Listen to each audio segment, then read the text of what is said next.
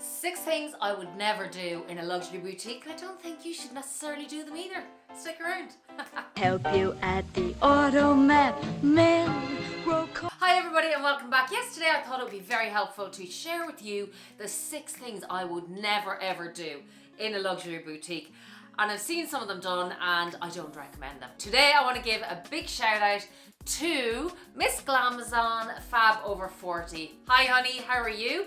And our fragrance of the day, and I might have some very exciting news about a little collaboration I may be doing soon, but our fragrance of the day is Flora Botanica by Balenciaga. I always go for this one when I want a little pick-me-up and it's spring is in the air, it's fresh, there's green notes in it. I'll stick the notes on the screen and I think there's patchouli in there as well. It is a real fresh, young, just a nice kind of a pick-me-up perfume. Really nice one, and I love the bottle there as well. So now, the 6 things, and before we go on, I just want to say thank you to everybody for being around, and I know I haven't been on last Wednesday because there was so many things going on. My son's 18th birthday was recently, my parents were up, my editor was sick, I hope he's better now.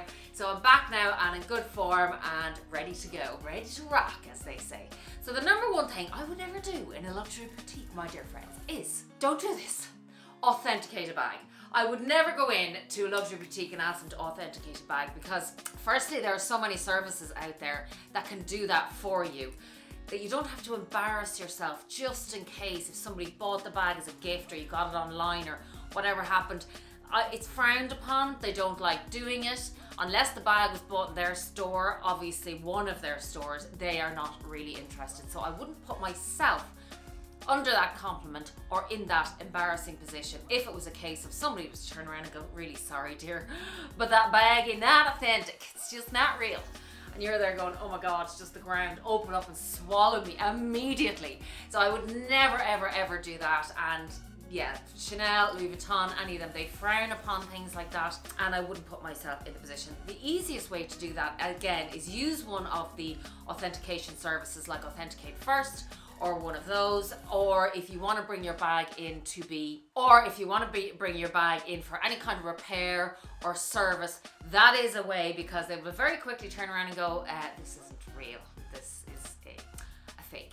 So that is one tip I would give you. The next thing I would say, this is a personal one because I have heard from other people that actually would do this. Me, I wouldn't do it. That is number 2, to ask for a discount. Now, we all know that, there's a markup on all these products and they've put the money on to take it off. And I have heard in places like Cartier, fine jewelry, places like that, they actually do and kind of, particularly with, say, the diamond pave Cartier bracelet, it's honest to take it off it. So it looks good, it's all about how it looks, how it presents itself. But me personally, if I'm going into Louis Vuitton, if I'm going into Chanel, I'm not going to ask for a discount. I'm just going to buy my bag and I'm just going to leave. I just, again, wouldn't put myself in that position. If that's your choice, if that's something you want to do, maybe try it out. But for me personally, I would not do it.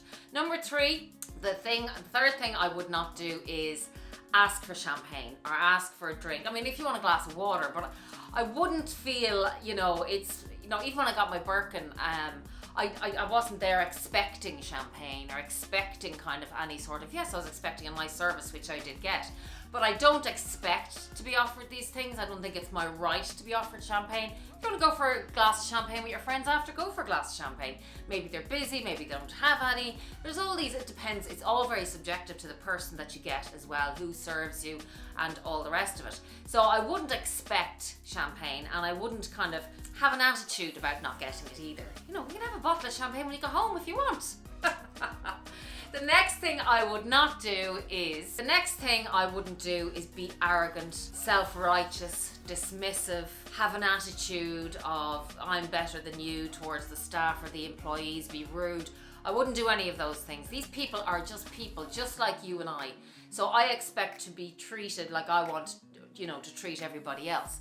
And I wouldn't treat them in a, get me this or go get that or that kind of an attitude. I think it's rude, arrogant, dismissive, ugly, and it's just not nice. And you get way better service if you're a nice person and you get on with, again, it's all subjective. If you get on with the person you're dealing with, it's going to be advantageous to you. So I wouldn't be in any way rude or dismissive to the employees who are just trying to do a job, just trying to get through the day like you and I. You don't know what kind of a day they're having, what's going on in their world. So I think we all have to be mindful of that, and we can all have a better experience. The next thing I wouldn't do is walk behind the counter. Yeah, this one might sound weird. You might go, if nobody walks behind the counter like in Chanel or Louis Vuitton and goes and says, yes they do, yes they do.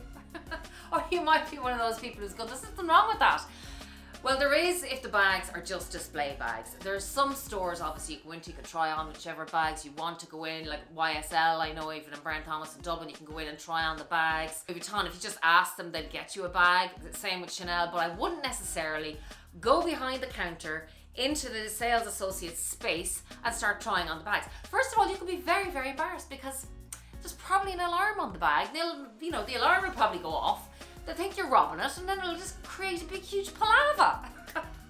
So that is definitely something I wouldn't be doing. There's a counter, and then you've the bags behind. I know there's an area at the very end where it looks like, you can maybe just go there where the counter ends, and you've got your shelves, and you can kind of pick. I wouldn't do that. I would talk to an SA. I go, look, is it okay if I try that on? I'd like to kind of, rather than go and picking them out yourself. And they have their own system. Just ask them. They're not going to bite. They're going to be friendly. And if they're rude, that's their problem. That is not your problem. And that brings me to my point number 6. Is like when you go into a store, particularly obviously a luxury store, which we're talking about, don't feel nervous. Don't feel intimidated.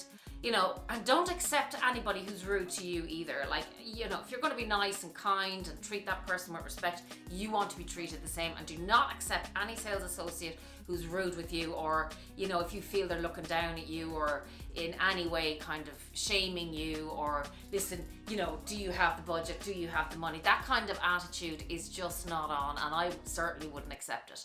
So don't accept that either. So they are just the 6 things that I wouldn't or wouldn't do in a luxury store experience. I hope it's helped you out. And comment down below if you've any little experiences you want to share or anything like that has happened to you. And we'll all help each other out. And until next time, be kind, be safe, be compassionate. Love you lots. Mwah.